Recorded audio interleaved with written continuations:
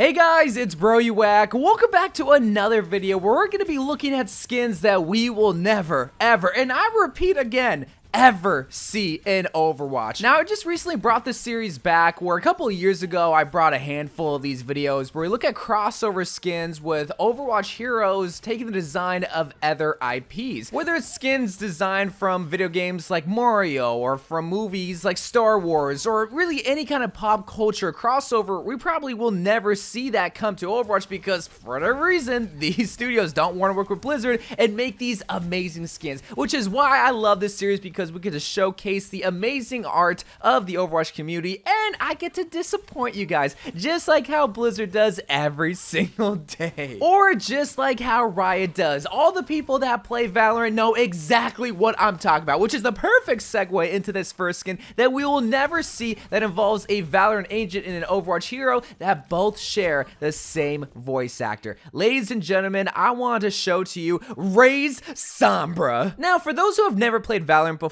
Raze is a character in Valorant that's all about explosions. She has a C4 similar like Junkrat. She has a rocket launcher that explodes and gets an instant kill similar to Junkrat.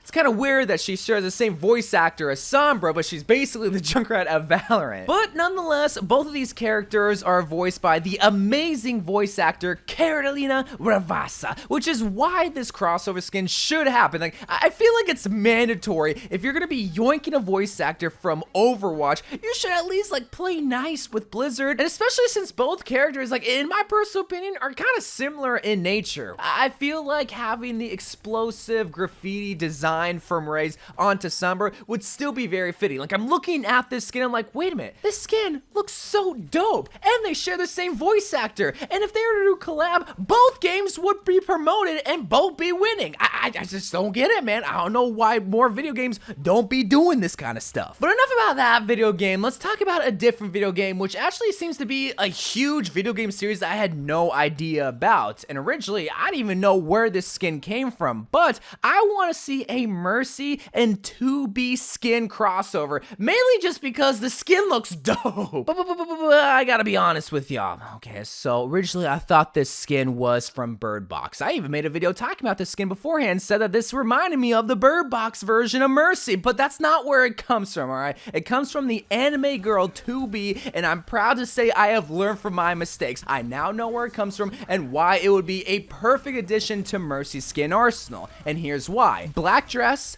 black wings, and a black bandana to cover her eyes, and throw in a black halo, and you got yourself one of the coolest looking angels in all of Overwatch. And actually, come to think of it, I'm pretty sure 2B got a crossover skin in Fall Guys. Like Fall Guys, come on. Let's actually make it for a character that matters in video games, alright, Blizzard? But here's a different video game that I'm a little bit more familiar with, and this comes from Street Fighter. Now, we have a lot of characters from Street Fighter like Chun-Li, and that's about all because look at them thighs, alright? This is the only character that's relevant. Just like how the only relevant character in Overwatch is me.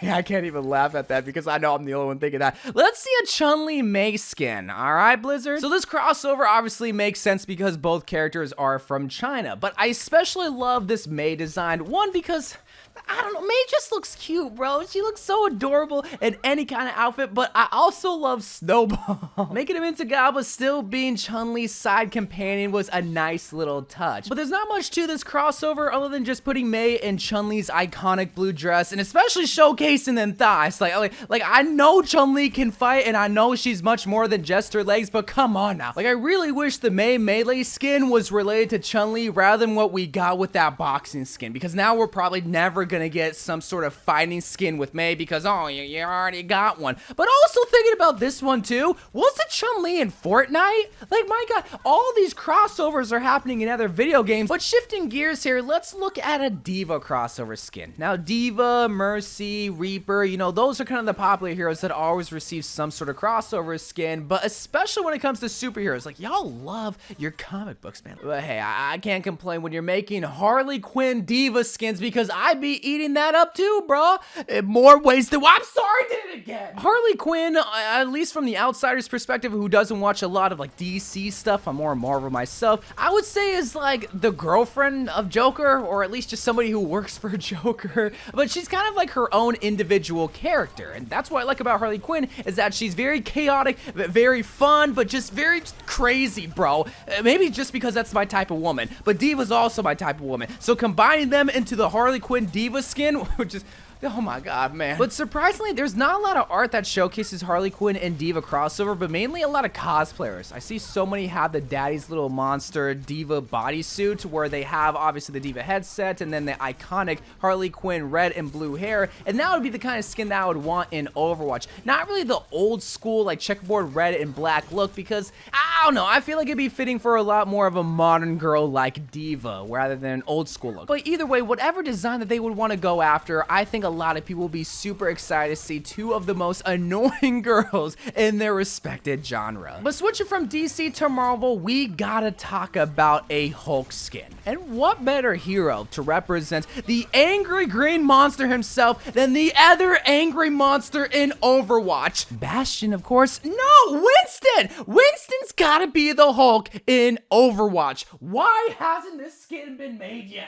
Alright, so yeah, on the surface, this is a good crossover because Hulk, big angry green guy. Winston, big angry gray guy. Technically, he's a gorilla. No, he's not a gorilla. He's a scientist, just like how Bruce Banner is a scientist, aka the Hulk. See, this is why I love crossovers, because it's a lot more deeper than just make Winston green and it's a great looking skin. But it's the backstory that not only fans of Overwatch, but fans of the Hulk series would have a deeper appreciation for. Plus, could you imagine the ultimate sounds that Winston could have with this crossover skin? Like every time he ults, he could just say Hulk smash and just yell at the top of his lungs instead of just having like a growling effect. Oh, it would literally make me melt inside if I saw him turn green and yell in my ear.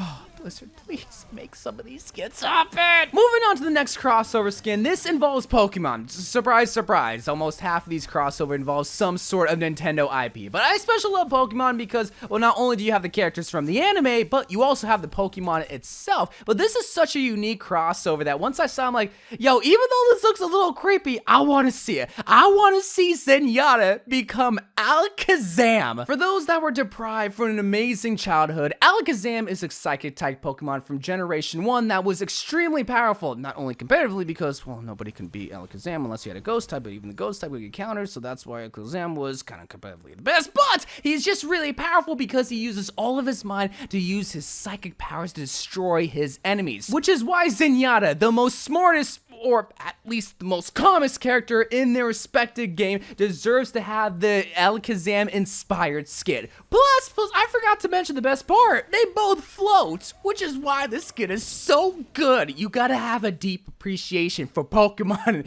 and Overwatch to realize that this is why the skin crossover would be perfect. It's because you wouldn't know that they both float. I wonder if Zenyatta would be shooting spoons instead of orbs. Maybe he can use the spoons and just flick his orbs at the enemy. That'd be so funny, but so stupid. Like, why would he do that? Alright, let's end things off with another Pokemon crossover skin. So I actually talked about a Hammond Pokemon crossover skin before, where we would turn him into Pikachu, and then you turn his Wrecking Ball into a Pokeball. I want to take that same Pokeball aspect, but make him into a different rodent Pokemon. Instead of the iconic yellow mouse, we would make Hammond into the iconic orange hamster, Deedon. And come to think of it, this crossover would make a lot more sense because Hammond's a hamster, and Pikachu's not a hamster, he's a mouse, so why wouldn't you make him into Deedon? Either way, I love this because anything that makes his Wrecking Ball into a different circular object, whether it's a beach ball, or a snow globe, or even a disco ball that can blind me on the competitive field, people will go crazy for. So if we had an opportunity to turn this gigantic circular object into one of the most iconic circular objects in all of pop culture into a Pokeball,